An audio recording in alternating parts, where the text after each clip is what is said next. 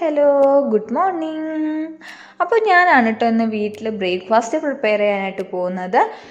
ഞാനിന്ന് ദോശയും അതുപോലെ തന്നെ പൂരി മസാലയാണ് റെഡിയാക്കുന്നത്.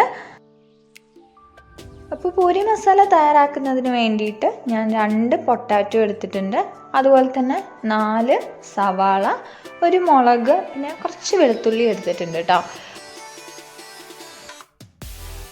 അപ്പോൾ ഫസ്റ്റ് പൊട്ടാറ്റോ എടുത്ത് അതിൻ്റെ തൊലിയൊക്കെ കളഞ്ഞിട്ടുണ്ട്. ശേഷം വൃത്തിയായി കഴുകി ചെറിയ ചെറിയ പീസസ് ആയിട്ട് കട്ട് ചെയ്തെടുക്കാം കേട്ടോ.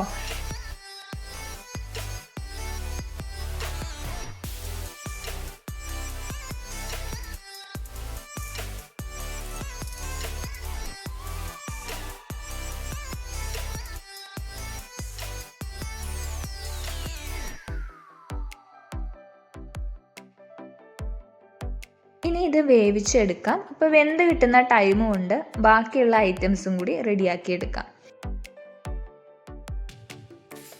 സവാള എടുത്തിട്ടുണ്ട്. അപ്പോൾ ഞാൻ 4 സവാളയാണ് കേട്ടോ എടുത്തിട്ടുള്ളത്. അപ്പോൾ അതിൻ്റെ തൊലിയൊക്കെ കളഞ്ഞ് വൃത്തിയായി കഴുകിയ ശേഷം അതിനെ ചെറിയ ചെറിയ പീസുകളായിട്ട് കട്ട് ചെയ്യാം. അപ്പോൾ വളരെ ചെറുതാക്കി അരിഞ്ഞാൽ മതി കേട്ടോ.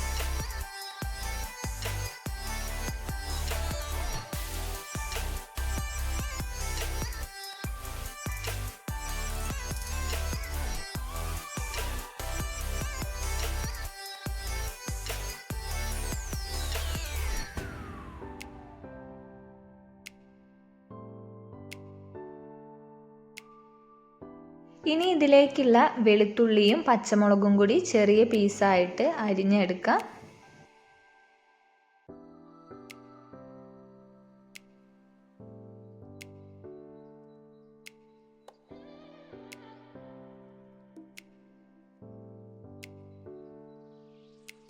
ഇനി സ്റ്റവ് ഓൺ ആക്കിയ ശേഷം പാൻ വെച്ച് കൊടുക്കുന്നുണ്ട്.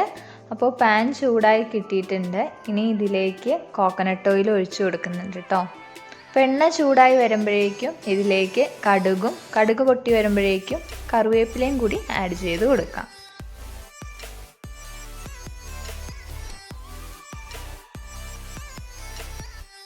സവാള കൂടി ആഡ് ചെയ്ത് കൊടുക്കുന്നുണ്ട്.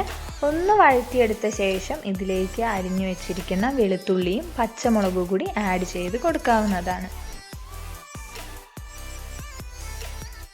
ആവശ്യമായത്ര ഉപ്പ് കൂടി ചേർത്ത് കൊടുക്കാം.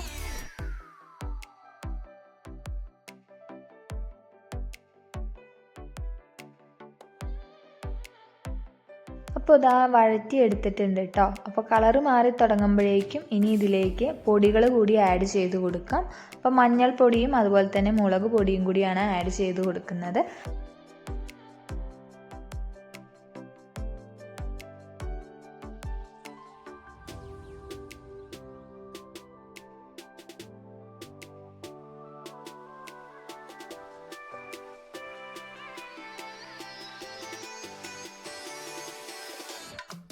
ഇനി ഇതിലേക്ക് വേവിച്ചെടുത്ത പൊട്ടാറ്റോ കൂടി ആഡ് ചെയ്ത് കൊടുക്കാം. പിന്നെ ആവശ്യമായത്ര വെള്ളം കൂടി ഒഴിച്ച് നല്ലതുപോലെ ഒന്ന് ഇളക്കിയെടുക്കാം കേട്ടോ.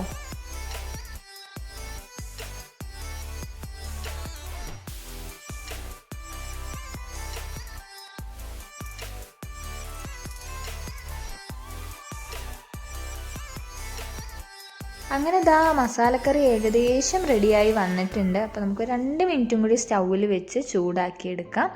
അപ്പോൾ ഞാൻ ടേസ്റ്റ് ചെയ്ത് നോക്കിയിട്ടോ, സംഭവം നല്ല അടിപൊളിയായിട്ടുണ്ട്. അപ്പോൾ ഇതാ കറി ഇവിടെ റെഡിയായി കിട്ടിയിട്ടുണ്ട്. നല്ല അടിപൊളി റെസിപ്പിയാണ് കേട്ടോ. അപ്പോൾ എല്ലാവരും പറയും നമ്മളുണ്ടാക്കിയ കറി നമുക്ക് എത്ര കഴിച്ചാലും ഇഷ്ടപ്പെടില്ല എന്ന്.